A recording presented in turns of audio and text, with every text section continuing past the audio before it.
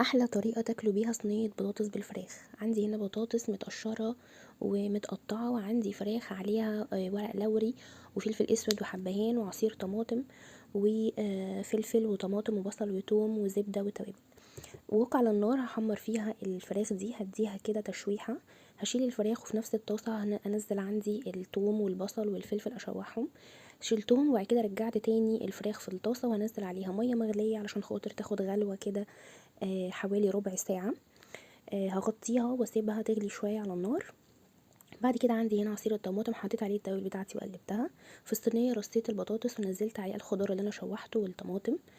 هنا بعد ربع ساعة الفراخ بتاعتي هحطها على البطاطس. نزلت الفراخ على البطاطس ونزلت عليها الشوربة وعصير الطماطم.